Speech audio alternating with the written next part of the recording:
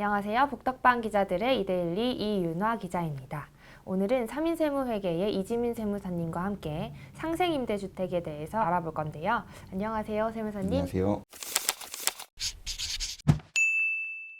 최근 전세가가 하락을 하면서 이 기회에 차라리 상생임대주택을 신청하고자 하는 임대인 분들이 좀 많아지고 계신데 세법상 어떤 혜택이 있는지 궁금해하시거든요. 상생임대주택 특례가 적용이 되면 양도소득세 곳곳에 규정되어 있는 거주 요건에 대한 제한을 받지 않게 됩니다. 하나씩 살펴보면 첫 번째는 1세대 1주택 비과세입니다.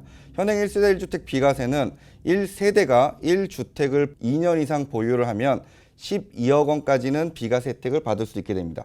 그런데 이 1주택을 취득하는 당시에 그 주택의 소재지가 조정대상 지역이었다면 2년 보유뿐만 아니고 2년 이상 거주를 해야지만 1세대 1주택 비과세 혜택을 받을 수 있게 됩니다. 네, 지금은 조정 대상 지역이 아니라고 해도 해당 주택을 취득할 당시에 조정 대상 지역이었다면 이제 2년 이상 거주를 꼭 해야 한다. 그래야 1세대 1주택 비과세 규정을 받을 수 있다. 이 내용이네요. 네, 맞습니다. 그런데 이런 상생임대주택 특례를 적용한다면 취득 당시에 조정 대상 지역의 1주택일지라도 2년 이상 거주를 하지 않아도 1세대 1주택 혜택을 받을 수 있게 되는 것입니다. 그 다음으로는 거주주택 특례입니다. 비과세를 적용함에 있어서 2년 이상 거주한 거주주택과 나머지 다른 주택이 주택임대사업자 등록을 한 주택이라면 그 2년 이상 거주한 주택을 양도할 경우 다주택임에도 불구하고 1주택으로 보아서 1세대 1주택 비과세 혜택을 받을 수 있게 됩니다. 이 내용은 지난번 방송에서 세무사님이 말씀해주신 거주주택 특례의 내용인 것 같은데 이 규정은 다주택자에 대한 개정이 2017년에 있었는데 그 이전부터 훨씬 전에 2년 거주 요건이 있었던 거죠. 네, 맞습니다. 이는 예전부터 2년 거주를 해야지만 비과세를 받던 것이었는데 이번 상생임대주택 특례 규정을 적용하면 이러한 거주주택의 경우에도 2년 이상 거주를 하지 않는다고 하더라도 1세대 1주택 비과세 혜택을 받을 수 있게 되는 것입니다. 그리고 다음으로 마지막으로는 장기보유 특별공제입니다. 장기보유 특별공제는 보유 기간에 따라서 3년 이상 보유를 한 경우에는 6%부터 최대 30%까지 적용을 받을 수 있게 되는데 1주택자인 경우로서 2년 이상 거주를 한 경우에는 최대 80%까지 장기보유 특별공제를 적용받을 수 있게 됩니다. 방금 말씀드린 상생임대주택 특례를 적용받게 된다라고 하면 2년을 거주하지 않는 경우라 하더라도 최대 40%의 장기보유 특별공제를 적용받을 수 있게 됩니다. 그러면 상생임대주택이 적용이 되면 양도세를 계산하는 데 있어서 세 가지 거주 여건을 충족할 수 있는 걸로 보이는데 그럼 이 상생임대주택이 되려면 어떻게 해야 될까요? 상생임대주택은 세 가지 요건만 충족하면 됩니다.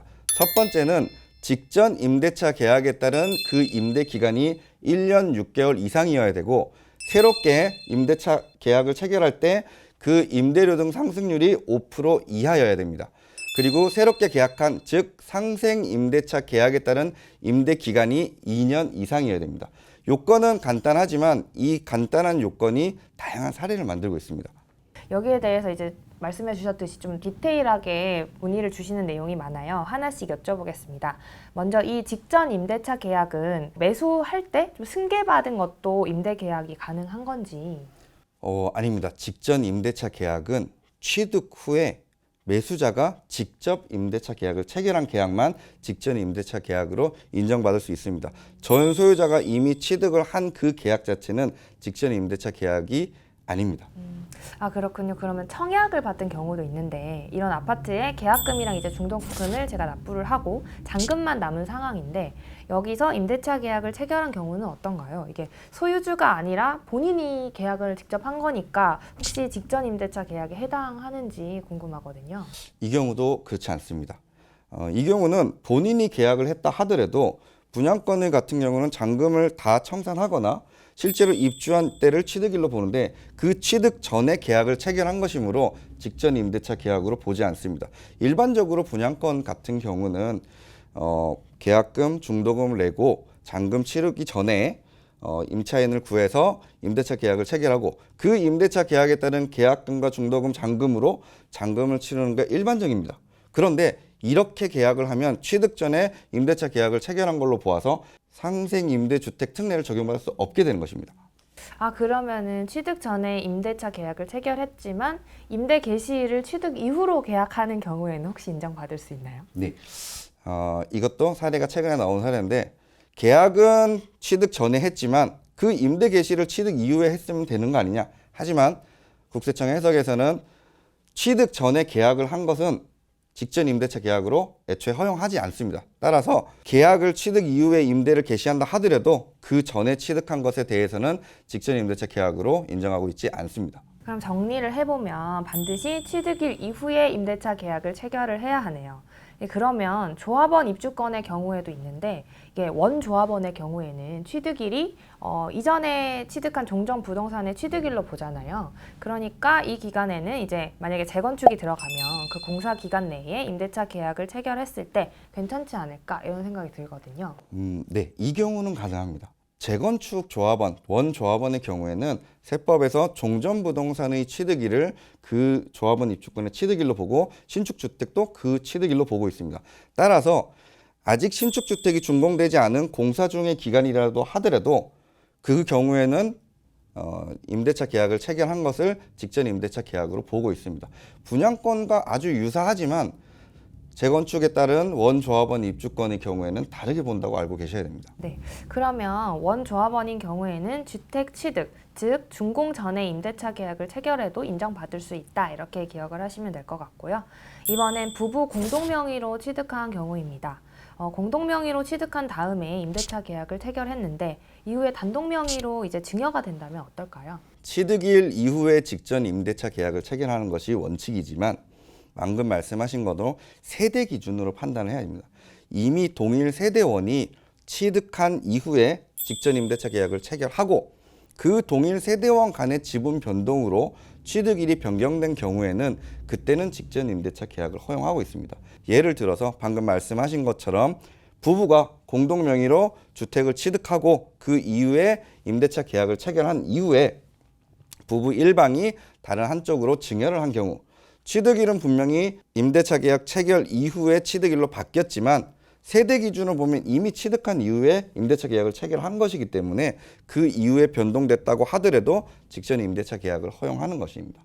반대로 부부가 예를 들어서 남편이 단독 명의로 취득한 이후에 임대차 계약을 체결하고 그 임대차 계약 체결 이후에 배우자한테 증여를 한 경우 그 경우에도 동일 세대원 간에 이미 취득한 이후에 임대차 계약을 체결했기 때문에 그 이후에 세대원 간의 지분이 변경한다 하더라도 그때는 직전 임대차 계약이 인정이 되는 것입니다.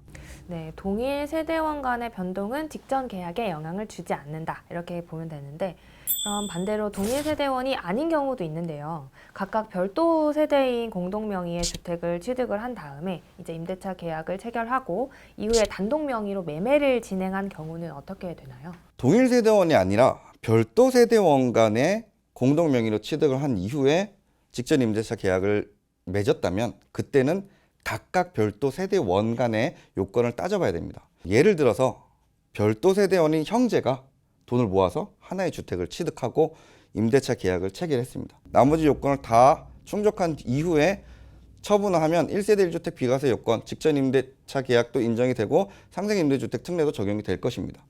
그런데 이 와중에 예를 들어서 동생이 형한테 그 지분을 매매로 넘겼다라고 하면 형 입장에서 당초에 취득한 분에 대해서는 취득 이후에 직전 임대차 계약을 맺은 게 맞지만 동생으로부터 받은 부분은 직전 임대차 계약 체결 이후에 매매로 얻은 것이기 때문에 그 50% 지분은 인정을 못 받습니다.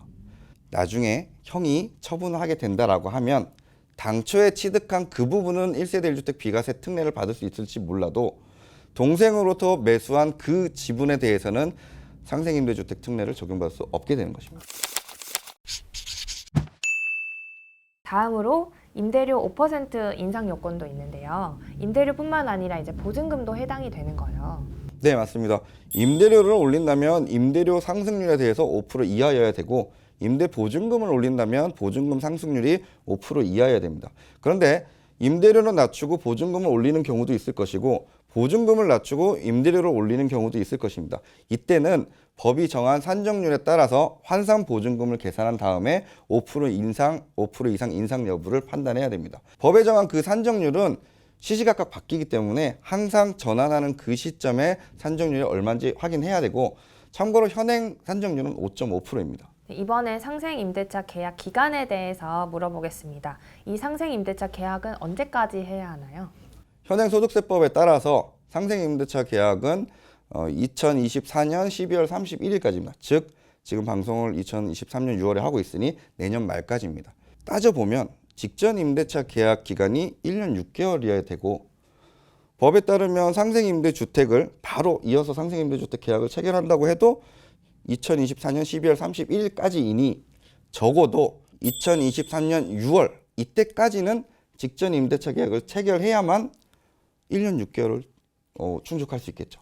2023년 6월까지 임대차 계약을 체결하지 못했다라고 하면 사실은 다음 달로 넘어가면 이 상생임대주택 특례는 본인은 적용받을 수 없다라고 알고 계셔야 됩니다.